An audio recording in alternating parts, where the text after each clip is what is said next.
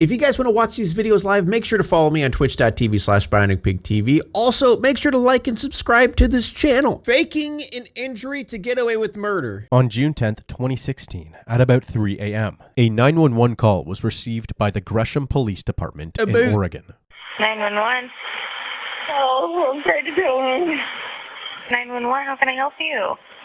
I'm trying to kill me. What happened? Somebody tried. Where is this person at now? More like, where is she? And how can I get you help? Do you need an ambulance? Yes. No. Do you know the name of the person that did this to you? Girl, who cares? Get her help. Stop asking about the assailant and get her help. They can ask whenever they save her life. No. Are you bleeding a lot?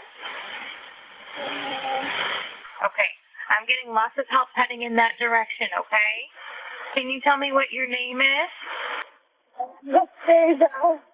As you have just heard, the caller was a 34-year-old woman by the name Anastasia Hester, or Annie for short. The crime scene was her apartment on the ground floor of the East Park apartment complex. When police and paramedics arrived, they found the front door unlocked. Upon entering the apartment, the first thing that they noticed were bloody footprints stamped on the floor, leading to the front door. Annie was found near the back of the apartment in the living room, next to a sofa bed that she was... Okay. All right. I'm sorry. Bro this is so petty. But bro needs to move away from the microphone. Thoughts? He's a little bit too close to the microphone. Is it just me? Is my like fucking autism tinging in the brain every time I hear him talk? And he doesn't have a pop filter either. Like he's literally talking right here the whole time. You know, it's real. I don't know. Likely sleeping in before the attack took place. She was still alive, but she was quickly bleeding out due to the startling amount of lacerations found all over her body. In order to avoid disturbing the footprint evidence, the paramedics carried her out through the back door, tore down a portion of a fence, and brought her to the ambulance. She was immediately transported to the hospital. As law enforcement was walking back towards the apartment, the detectives noticed that a window was left open at the back of the apartment. Directly below that window was a cinder block. It was believed that the perpetrator used this cinder block as a way to climb in and out through the window. The detectives headed back inside and found the same window. This window led to a child's bedroom. However, there was no child in the apartment. Afraid that a potential kidnapping had occurred, the top priority before examining the rest of the crime scene was to confirm the safety of this child. After making a few phone calls, they were able to determine that the child was Anastasia's daughter named Alice. Based on a custody agreement, Alice was at her father Matthew Hester's house in Portland that night, about 25 minutes away. After ruling out a kidnapping, the detectives were now able to focus on examining the rest of the crime scene. A few feet away from where Annie was found laid a pocket knife, and out in the hallway laid 2 more knives, including a steak knife and an 8-inch carving knife. Jesus. It was later determined that all 3 knives were used in the attack. Jesus Christ! As they continued examining the crime scene, the police got the bad news. Annie had tragically succumbed to her injuries. The police then went on to gathering more information from Annie's neighbors. Several of them described hearing a woman screaming during the night of the attack at around 11 p.m. Then, over the course of 4 hours, there was a loud thud, moaning, and what sounded like a conversation coming from Annie's I don't know. I'd call the cops. Apartment. At around 3 a.m., more screaming, followed by a door slamming and I don't know. I would have called the cops. The sounds of a car driving away. Despite hearing all of these jarring sounds, not one neighbor called 911. God damn, seriously? No one? Person even said that they tried to drown out the commotion by turning on music and their bathroom fan. Like, come on, seriously? Dude, these people don't give a fuck.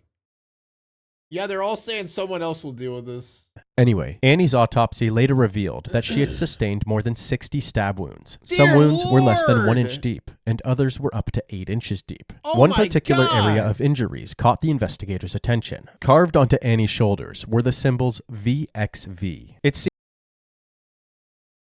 Oh my God, bro.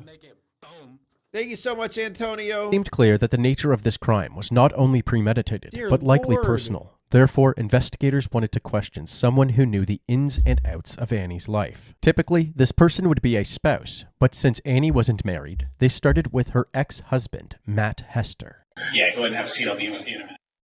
As you can see, Matt seems to be having some trouble walking. This is due to an undiagnosed medical problem that has left Matt in constant pain and unable to walk. And so I guess Unable. I just saw him walking. Chat, I just saw him walking. obviously I told you at the house that your ex-wife is deceased. But you Didn't say how or anything like that, and we'll talk about that in a minute or two. Okay. She said that she had been stabbed. Officers responded down there. She had been injured. She was transported to the hospital, and she was pronounced dead at the hospital. And at this point, we're investigating this as homicide. Did your wife say anything? You gonna react? You gonna like be like, oh no, my ex-wife. I'm so sad. Nothing. Not nothing at all. Just a deep sigh. That's all you're gonna give him. It's just a.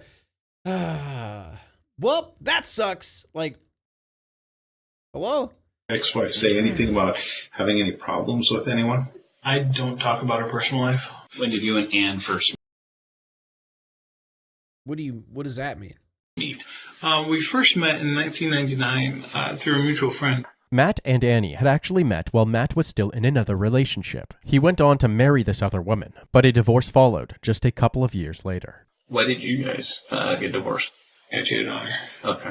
What a surprise. Then, in 2008, less than 2 years after his first divorce, Matt married Annie. 3 years after that, in 2011, they gave birth to their daughter Alice. But the marriage was still rocky, despite their new ball of sunshine. You're lagging, bro? No, actually, you're lagging. I ended up cheating on her. I'm not very good at this relationship thing. When Yeah! You cheated on both your wives? Yeah, bro, I think it's time to hang it up. I think it's time to hang it up here, buddy. How about you just stop altogether? Just stop. You know, ruining people's lives. That'd be great. Matt and Annie's he just killed someone. So actually, yeah, just go to prison the rest of your life. That'd probably be the best. relationship began falling apart, the couple decided to try an open relationship on the condition that they remained honest about their No! God damn it.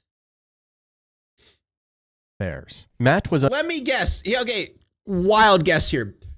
They started an open relationship, and then she started getting with a bunch of dudes, and he couldn't get with anyone.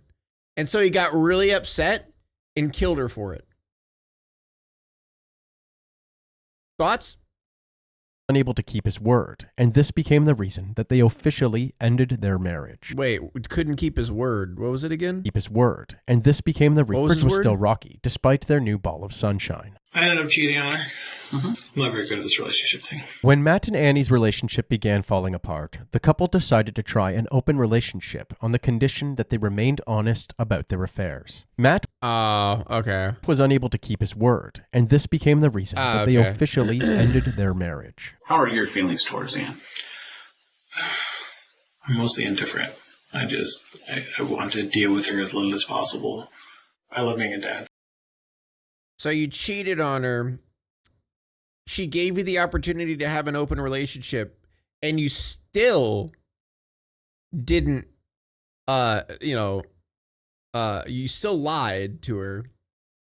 And your response is, I'm indifferent and I don't want to talk about her at all. Like, you are literally subhuman. You are a horrible fucking person. I mean, you obviously killed her, but even before killing people, You're a fucking piece of shit. Annie maintained full custody of Alice, while Matt only had her on There's the reason. scheduled weekends. This There's the arrangement was reason. not sufficient for Matt, and he would constantly express how he wished he could spend more time with his daughter. Unfortunately, Matt's track record made this impossible. He would regularly fail to pay his monthly child support payments, What? which he would then blame on his injury and his inability to hold a job. Oh In an my attempt God, to cut what down a on his bitch. rent costs, Matt welcomed a new What a roommate, a bitch. single mother of 3 named Angela Oh my God, he's doing it again! Rose McCraw. Within a month, the roommates became romantically involved and went on to get married in 2014. Bro! Are you serious? Just stop! So what were you and Angela doing last night? Sleeping. Okay. Do you know what time you went to bed? I usually get into bed around 10 o'clock. Okay. And was Angela with you, or was she staying up doing other things? She was with or- me in bed. In another room down the hall, Angela was also questioned. Have a seat right there. I was on the verge of falling asleep to some criminal minds. When you guys are sleeping, who gets the inside and who gets the outside? Matt's against the wall. Any chance that Matthew could have gone anywhere sometime during the night? Oh God, every time he moves, he wakes me up, so it's Okay. not a possibility. And I sleep like literally right up Yeah, I wonder if they're in cahoots. against him in his arms. If he would have gotten up out of bed, you would know Most it. definitely. Matt and Angela both handed over their phones at the end of their Cahoots. interviews. The detectives planned to download the GPS data and other assets to help with the investigation. It seemed that they both had the same story, in bed by 10 p.m. and sleeping the entire night. To corroborate these alibis, the police went on to question Matt and Angela's 3 other roommates, beginning with Aaron McCraw. Aaron is actually Angela's ex-husband and the father of 2 of her children, so he's Dude, I swear the majority of divorces are just the same fucking people getting married and divorced with a bunch of, like, oh my God. This is why divorce rates are so high, because of people like them. That they just like marry, divorce, marry, divorce, marry, divorce. Like, oh my God, just stop. spent most of his nights at her house. Yeah, our relationship is a little weird. But that night in particular, Aaron was neither at home nor at Angela's. Instead, he was at his girlfriend's house. You were staying at your girlfriend's? I Staying was at home. I was not at home. I was at my girlfriend's. The detectives were not able to extract any useful information from Aaron, so they moved on to roommate number 2. There is not a lot of information Just about stop this getting roommate. married at that point. What, dude, what's the desire? What's the enjoyment of getting married? Like, I don't get it. Like, just don't get married anymore. Just be in relationships and then just break up. Why do you have to marry? I don't get it. But he essentially said that he was out on the night of the murders, came back around midnight, and saw Matt and Angela sleeping in the same bed together. He then went straight to bed. Considering that the crime took place between 11 p.m. and 3 a.m., seeing Matt and Angela in bed at midnight meant that roommate number 2 was another witness that supported their alibi. They moved on to the third and final roommate, Karina Walters. Boy, come on. He couldn't have gotten a better picture. Looks like the creepypasta. Final roommate, Karina Walters. I live with Matt and Angela. Due to the growing rent prices in Portland, Karina had no fixed address until Angela offered her a place to stay. She then started sleeping in Angela's garage for the time being. This meant that she could hear the family vehicle, a silver Mazda SUV, anytime it started up. You ever hear them coming and going? Yeah. Like I said, I live in the garage, and the garage door is really thin. So if their car starts up, I don't know if you haven't heard their car, of course not. It makes this really god-awful rattling noise when it starts up. Okay. And if they were to go anywhere, it would make it, I'm pretty positive it would wake me up, but they never go anywhere. Did Matt leave last night at all? No. Did Angela leave at all? No. Karina also Different vehicle? shared that she had gone to the bathroom between 3 and 4 a.m., walking past Matt and Angela in bed on the way. They were asleep. Angela snores. If Angela or Interesting. Matt were responsible for this and you knew it, I would turn them in a heartbeat. okay, you wouldn't protect them in any aspect. Hell no. Okay. Are Matt and Angela into threesomes, groupies, girl on girl, guy on guy, anything like that, or is it all pretty normal? It's very normal with them. While these interviews were useful in corroborating Matt and Angela's alibi, It's an interesting question. They also pointed investigators in the Do they ever have any orgies, some girl-on-girl action, guy-on-guy action? Like, give me the deets. Come on, tell me what's going on. direction of more potential suspects. It turns out that Annie was involved in a Venn diagram of communities. On one side was the pirate role-playing community, where people would dress up and act like pirates together. On the other side was a sexual fetish community, and in the middle was a crossbreed of both, where people would role-play as pirates during sexual encounters. That's a new one. Sex pirates that's a new one for me. Wow. Give me the booty. Yes. Whew, boy, that's interesting. It was in this subsection that Annie and her polyamorous partners resided. They would often go out to what are referred to as dungeon parties, a social gathering which allows them and other pirates to explore their wildest fantasies. Considering the love that pirates have for blades, this could explain the fascination that the killers seem to have with using them, using multiple knives to carry out the murder. However, after questioning... Arg! You're about to make me come, Captain! Yarg! I'm very close. Arg! Annie's partners and other contacts in the pirate community, they were all ruled out as potential suspects since their alibis panned out. After each of these leads took investigators to a dead end, they decided to go with their gut and brought Matt and Angela back in for questioning. I'm just going to keep my eyes shut and my head down. Okay. How did it make you feel when you heard about her being killed? Shocked. Non-believing, extremely sad because Alice had lost her mom. Did you guys sleep well? What happened? Did you get through the night? Or For the most part, we slept just fine until my dog started whining. do you remember looking at a clock? Or? I half opened my eye to look at the clock slightly and see that it was around 3. I can't stop imagining pirates having sex. Same. All I see is just pirates fucking going at it in my brain right now. Yarg! And like they remove the hook from their hand, replace it with a dildo. You know, like their peg leg is just a giant fucking cock. Like, oh man. Woo! Yeah. Did you actually end up having to get out of bed to let him out? Or? Yeah, I got up, walked downstairs, put their leashes on, took them potty, came back upstairs. Vibrating peg leg. That's definitely gonna, that peg leg is definitely gonna have a different meaning to the word peg. And I went to go potty and I ended up puking and myself at the same time. Oh, that's horrible. I'm sorry. And that's I called Matt to help me, and he came and helped me. We took a shower to help get the poop off and rinse some of the sweat off and makes it. Okay, I tapped out for a second to get the poop. Wait, what? He came back upstairs, put them in their kennels, and then I went to go potty and ended up puking and myself at the same time.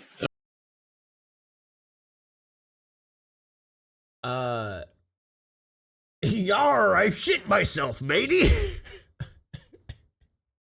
Yar, please clean me up. What the what? What? How did it? Okay. Oh, that's horrible. I'm sorry. And that's I called Matt to help me, and he came and helped me. We took a shower to help get the poop off and rinse some of the sweat off and makes apparently I was sweating. This chain of events, which Angela had conveniently left out in the last police interview, shed a new light on her and Matt's timeline. The detectives wanted to know if Matt had the same recollection. They questioned him again, this time applying more pressure. I mean, obviously, we got to consider all possibilities here, and I'm sure you've seen TV. When we have situations like this, you know, everybody points. She really swabbing the poop deck? God damn it. So the ex-husband did it. I want to help you guys. Because, I want to... Sorry. The thing I'm worried about is my daughter. I hear you.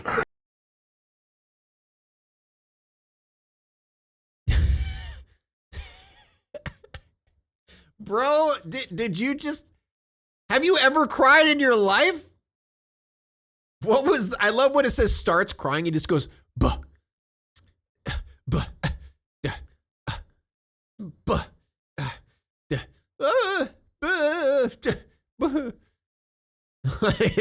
It's his first time crying. Like, what the fuck? Matt, if you had anything to do with Anne's death, I need to know about it right now. I did not. I would never do anything that would endanger my child. Okay. And I'm glad to hear you say that, because that tells me what kind of parent you are. Is there any reason why I find your DNA involved in that murder scene? No. The detectives proceeded to ask Matt if he would take off his shirt, to which he cooperated. Damn. If Matt was responsible for the brutal stabbing, they would expect him to have some sort of mark or defensive wound on him from the ordeal. However, there was no visible markings on Mark's body that could confirm his involvement. Do you know what kind of shoes you have right here? These are boots. What size? 11.5 wide. Okay. The reason they just asked Matt's shoe size was to rule out a connection to the bloody footprints. The footprints matched a 9.5 size boot. It was at this point... Was it the girl that murdered? What was it? Was it his girlfriend that murdered her? And then she came home and because she was so freaked out from what she did, she shit herself and threw up at the same time? That they asked Matt about Angela's story of waking up at 3 a.m. and Matt helping her shower. Matt responded by saying that he heard Angela get up at 3 a.m. to let the dogs out, but he didn't get out of bed at all. With their stories not lining up, the detectives knew that somebody was lying. They called Matt's bluff with a bluff of their own, claiming to have evidence that tied Matt directly to the crime scene. I need to let you know that my investigation clearly shows that you're responsible for Anne's death and you're involved in it intimately. There's Well, then you would have charged me. So No, I wouldn't. If you thought I did, you would charge me. Nope, not necessarily. Nothing to do with her death. Unfortunately, Matt was right. The detectives didn't have enough evidence to charge him and arrest him. So they had no choice but to let him and Angela go. About a week after the murder... Were they dressed as pirates whenever someone killed? Like, what were they dressed as pirates? Annie's funeral and memorial service was held with about a dozen detectives scattered throughout the property. With the killer still at large, the family's safety was top priority. But having detectives supervising this event also allowed them to keep an eye on their main persons of interest, Matt and Angela. Although they were considered suspects at this point, they were still innocent until proven guilty, and therefore, full custody of Alice was automatically granted to Matt upon the death of Annie. There it is. There it is. During the service, one detective actually sat directly beside Angela, and he noticed a cut about 1.5 inches long on the back of her right hand, between her thumb and index finger. Unfortunately, having a cut on her hand wasn't sufficient grounds for an arrest. However, the police still had a few tricks up their sleeve. For the next stage in their investigation, they scoured the phones that Matt and Angela had surrendered earlier. What they found were pictures from Matt to Angela of a Payless Shoes coupon from November 8th. About an hour after that photo was sent, Angela responded with a photo from a shoe store of 2 different kinds of boots. The detectives went to a nearby Payless location and showed this picture to the manager, who was able to provide some key pieces of information. The type of shoe: one of the boots from a pair of Airwalk Miras, which matched the tread and size of the bloody footprint. The location of the store in the picture. It turns out all of the stores within the district had renovated their carpets, except for one, the Clackamas, Oregon location. This was the only location that still had the old carpet, which can be seen in the photo on Angela's phone. This location was only 10 minutes Thank you, Shovel Snatcher, for 20 months. away from Matt and Angela's home. When the detectives went to this location, not only were they able to find the exact spot that the photo was taken, but they were also able to look at records from November and confirm that one pair of Airwalk Miras had been purchased around that time. The owner of the credit card that was used to purchase these boots was none other than Angela Hester. Finally, using bootstrap police work, detectives had a solid piece of evidence against Angela. But they weren't done there. They were also able to obtain and string together incriminating surveillance footage from a multitude of cameras between Portland and Gresham. Beginning with footage from Matt and Angela's neighbor just before 11 p.m., a silver Mazda SUV can be seen barreling down their street, though it is unclear which driveway it initially pulled out of. Barreling? The Mazda continued on its 26-minute trip, eventually arriving at Annie's apartment at 11:23 p.m. Then, 4 hours later at about 3 a.m., the Mazda began its trip in the other direction, ultimately winding up in Matt and Angela's driveway, turning off the headlights before pulling in. As incriminating as this evidence was, in order to guarantee a successful prosecution, they needed hard forensic evidence, so they held off on any arrests as they waited for the DNA lab to work its magic. While they waited, they focused on one important question. Why would Matt and Angela want to kill Annie? They learned— I mean, it's pretty obvious. They wanted custody of the child. That happens way too often, and it is confusing to me because I'm like, so instead of, just being a better person, paying your bills on time, and eventually maybe getting more time with your child, you decide, let's just kill the mom. So then not only will the child not have a mom, but then the child won't have a dad either because dad's going to be in jail the rest of his life. That's the smart thing to do for your child, is take both her parents away. Fucking idiots. That the custody battle for Alice was uglier than previously thought, especially right? once Angela became more involved, to the point that she called the Department of Human Services on Annie for child neglect. This was an email Annie sent to a friend in response to this ordeal. So, someone at some point recently called DHS and Child Welfare. They sent me this letter letting me know that it happened, but are not looking into it at this time, as they do not see a need to get involved. I just cannot comprehend what I did to deserve this level of— Bro, are you that YouTube pilled you can't say fuck? In my life. I am so done dealing with this. You can't even say shit? Bro, you're scared to say shit. You're talking about people getting brutally murdered and you're bleeping fucking shit? Come on. Grow a pair. This time, there were even accusations that Annie had abused Matt during their relationship. Shade was being thrown left and right. And in another email from the same time frame, instead of murder, he's gonna say, they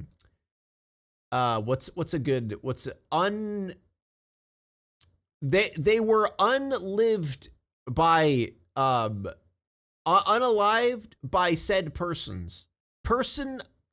Unalived someone else.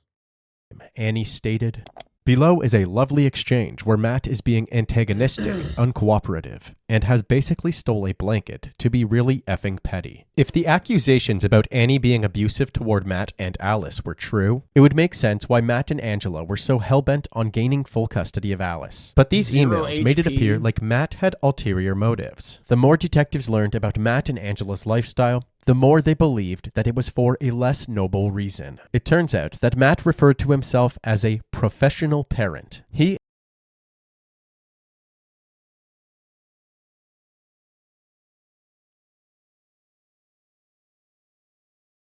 What a loser. Thank you so much, Harris, for the 15 months. What a fucking loser. And Angela were both unemployed, so they paid the bills by collecting a plethora of disability benefits off of course they did. Their children, to a sum of about $2,000 a month. Annie believed that this was a ploy, that Matt and Angela were both pathologizing their children's normal behavior in order to take advantage of government assistance. Moreover, it seemed like they were going to do the same with Alice. During the custody battle, when Alice was having trouble adjusting to the back and forth between the two households, Matt and Angela tried to convince the judge that this was a sign of bipolar disorder. Annie and her lawyer fought back, saying that Matt and Angela were only taking that stance because of the money that comes with it. In the end, the judge granted— Oh my god, dude.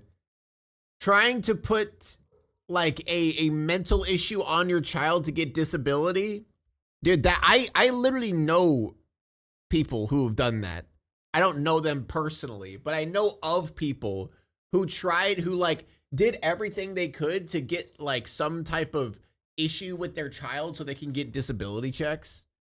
Fucking gross, full man. custody to Annie, while Matt walked away with about $42,000 of debt in court fees and back child support. Along with this information, detectives also learned that Annie had about $125,000 worth of life insurance policies in her name. On June 16th, about a week after the murder, it turns out that Matt had called the insurance company to receive this payout. However, he was no longer the beneficiary since Annie had switched it during the divorce. To the detectives, the motives for killing Annie were clearly financial. In October of 2017, the detectives were notified that a match was made to the DNA found at the crime scene. 2 profiles were found on the knife block in Annie's home. One was from Annie herself, and the other was from Angela Hester. Before moving in with an arrest, the detectives did some surveillance on the Hester family. Over the years since Annie's death, they had moved about 650 miles away to the city of Pocatello, Idaho. Here you can see Matt, the one with the debilitating undiagnosed medical complication, doing a multitude of errands and chores with ease. He's lying? On October 4th, law enforcement was finally ready for an arrest, but Matt and Angela were clearly not. In the car. No! In the car. I have kids. They're going to be coming home. Tell me why you're arresting me. No! Why am I being arrested, you stupid I have kids and dogs. Oh, maybe you shouldn't have killed someone. Oh, maybe you shouldn't have killed someone, you stupid bitch. Cry! Cry more! Matt told the police not to touch him and actively avoided being handcuffed. So, he was brought down to the station under resisting arrest charges. They brought Angela into the interrogation room for a 3rd time to disclose her charges, and, if she was willing to speak, ask her some more questions. And I'm going to cut to the chase. Okay? You are under arrest for Anastasia's murder. So you're saying that I killed her? Yeah. I would like a lawyer if that's the case. Okay. All right. Because I didn't. I was at home. During the little conversation that they did have, the detectives noticed that Angela kept massaging the scar on her hand, precisely where they spotted that 1.5-inch cut directly after the murder. This wasn't all. Apparently after the discussion, Angela instinctively used a napkin to wipe the lid of her water bottle before throwing it out, almost as if she had gotten into a habit of wiping away her DNA. Also back in the interrogation room was Matt, once again struggling to navigate the room due to his condition. I just want to get done so I can get home to the kids. Here's the deal, okay? Our investigation clearly shows that Angela committed the murder against Anastasia. We're not here to discuss if it happened. I don't care what you think. In fact, you've been under surveillance for the last 2 weeks by the U.S. Marshals. So we've got you walking across the parking lot at Costco, picking up soda boxes and water bottles, whatever you were doing. You're not limping. You're not walking with a cane. I'm not buying the fibromyalgia. I'm not buying it. Okay? The detectives decided to show Matt photographs of Annie's autopsy. That's her. She's cut the Andrew tried to decapitate her. Cut all the way through her jaw. What the fuck? Oh my god! Stabbed all over her face. Carved a Roman numeral on her chest. Based off the evidence, I don't have a choice but to accept what she did. Okay. Matt proceeded to hang Angela out to dry, saying he was sleeping What a surprise! until about 3 a.m. when Angela woke him up. Like, I just woke up, my wife's panicking, all of me. Okay, whatever you need, let's go get you. Take care. So I'm gonna go upstairs, I'm gonna get in the shower. She's bleeding. What are you asking her? What is she saying? She didn't say anything. She was shaking. Okay. Did you ask her what happened to her? Why is she bleeding? No, I was just getting her calmed down. Yeah, I didn't ask any. Yeah, that's a very normal thing to do. Your wife comes home bleeding, shitting herself, throwing up. You don't ask, hey, what happened? Are you okay? You just say, man, it's whatever. It happens. She's probably on her period. So the next day, cops knock on your door. They tell you Anastasia's dead. Okay. You know that your wife came home in the middle of the night, cut up and bloody, and you go to take a shower. What do you Damn, babe, you have a rough day? Yeah. Man, rough day at work, huh? In your mind. Even though you don't want to believe it, what are you thinking? It's possible that she doesn't. According to Matt, at no point while helping his wife clean up the blood did he ask her what happened. The detectives had Matt cornered. He admitted to cleaning the blood out of the Mazda the next day and lying to the police about it. but he profusely denied having part in the planning of the murder until the detective said this. Who else was involved in this? And this is where you need to think about it because of whether you or somebody else. Who else was involved in this? She talked about hiring something. Like she talked about hiring her ex. Okay, Aaron. I can recall that we talked about murder for hire. I recall that the number was around like $50,000. Here's what I would like to ask you to do. Call him, discuss the murder for hire plots. Uh-oh. I need to be driving. What do you need to know? I got to know what's called tops.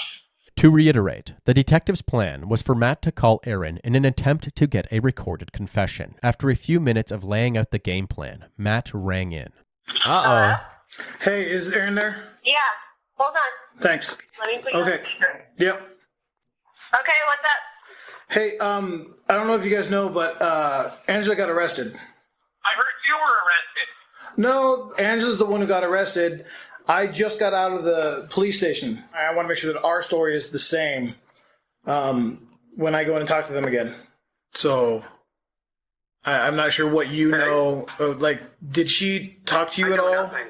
You know nothing. So, No. So you weren't involved in this at all? No. Didn't help her drive or anything like that? No.